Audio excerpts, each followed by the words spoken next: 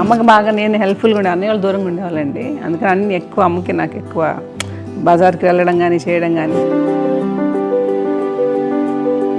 అన్నయ్య వాళ్ళు చదువుకోవడానికి వెళ్ళిపోయారు ఒక ఏజ్ తర్వాత. నేను కొంచెం పెద్ద అయ్యాను కదా, అప్పుడు అమ్మకి అన్ని హెల్ప్ఫుల్గా ఉండేదాన్ని. బ్యాంక్ పనులు కానీ ఏదైనా పనులు ఇది నాకు కొంచెం టఫ్ టైమ్స్లో కూడా ఆమె నీ పాటికి నువ్వే ఉండాలి, ఎవరి దగ్గర ఉండదు, ఎవరి ఇంట్లో ఉండదు, మా దగ్గర కూడా ఉండదు, నీ ఇద్దరు బిడ్డలు పెట్టుకుని నువ్వే ఉండాలి ఆమె అలా చెప్పారండి. చాలా టఫ్గా చెప్పారు. బట్ నాకు అదే ఇచ్చే ధైర్యం.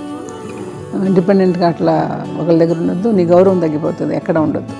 అది చాలా నాకు చాలా ఇన్స్పైరింగ్ ఉండేది అమ్మ మాటలు. నాకు ఒకసారి కొంచెం ఏదో ఒక డిప్రెస్డ్ ఇదేదో వస్తే అందరి నుంచి నేను ఏదో సెపరేట్ అయిపోయినట్టు ఒక సిచ్యువేషన్ ఏదో వచ్చినప్పుడు అమ్మ నన్ను పట్టుకుని she said I'm there for you always.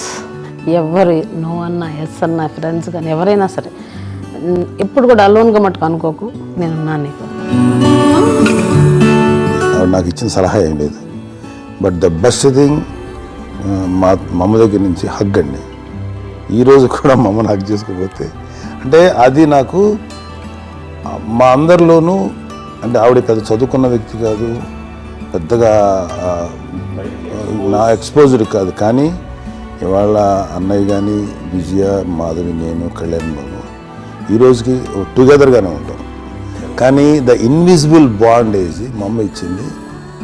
ఆ లవ్ అండ్ ఎఫెక్షన్, హగ్, అవన్నీ ఆవిడ నాన్ వెర్బల్ అడ్వైజ్ ఏంటంటే అందరూ అలా కలిసి ఉండాలనేది ఆవిడ నుంచి మేము నేర్చుకున్నాం. నాగబాబు కంపెనీ అమ్మకి ఎంత ఇష్టం అండి.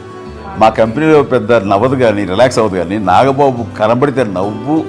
అందులో అత్యంత క్లోజ్ తనే. అది చెప్పే కదా, ఇప్పటికీ వాడు ముద్దు పెట్టుకుంటూ దగ్గర లాక్కుంటుంది.